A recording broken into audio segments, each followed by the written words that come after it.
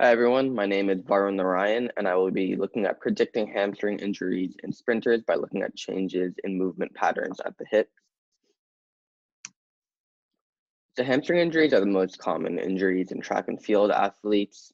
They account for almost 75% of injuries, and they have a pretty lengthy recovery time, ranging anywhere from 2 weeks for minor strains up to 6 months for tears.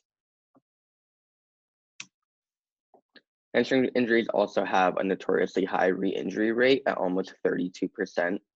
So these two facts combined in conjunction with the fact that hamstrings are vital for sprinting and they play a large role in sprinting, make it so that coaches really have to watch for hamstring injuries and do their best to avoid them initially.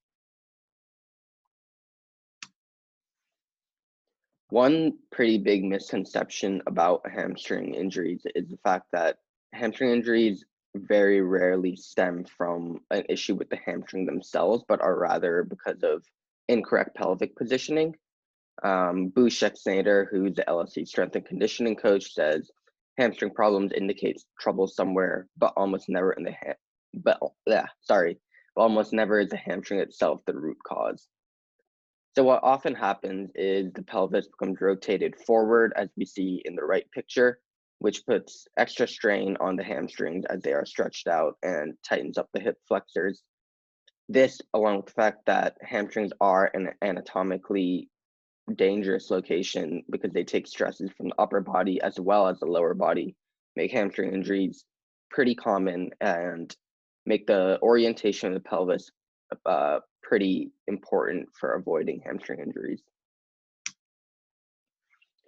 So I'll be working with Professor Annie Halilaj of the CMU Biomechanics Lab. She has done some work in the past with looking at human movement and human biomechanics, along with machine learning. And we will look at how we can analyze changes in hip movement patterns to predict hamstring injuries in sprinters. The hope is that as a sprinter nears the point where their bodies are fatigued and they're more likely to get injured, their pelvis will fall into maybe a anterior pelvic tilt, which puts the added strain on the hamstring, or their movement patterns will not be what they normally are, which indicate that some muscles are being fatigued and the hamstring is absorbing that extra load.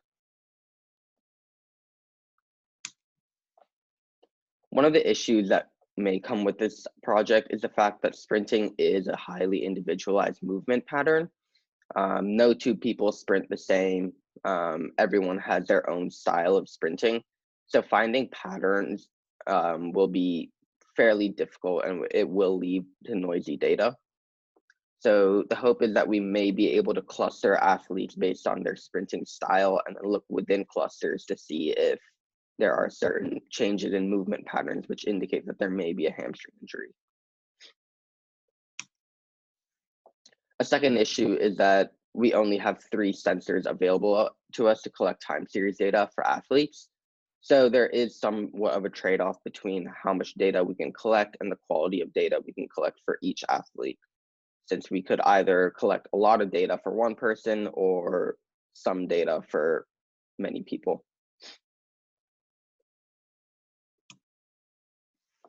And finally, obviously, the collected data that will only be useful if an athlete does sustain a hamstring injury. So we may be working with an athlete, collecting their data over a period of a month or so. And then if they do not sustain any sort of hamstring injury or strain, then that data may not be indicative of really anything or any sort of injury coming up in the future. Um, Fortunately, or unfortunately, I guess, there are hamstring injuries are very common. So the chances are that an athlete that we choose who has had an hamstring injury in the past will most likely sustain some sort of strain or tweak at some point during the season, but it is there is some uncertainty there. And finally, these results could be used by coaches for them to help modify their training plans to avoid hamstring injuries. While they won't have access to the same sensors that were used in the study, they will be able to identify what movement patterns indicate that there may be a hamstring injury coming up in their athletes. And they have their own ways for checking for these changes in movement patterns. They can run their own testing on athletes. They can monitor how they're sprinting, how they're moving in the weight room. Um, and yeah, the hope is that they'll be able to use these results to modify their training to avoid hamstring injuries in athletes. These are my works cited. Thank you.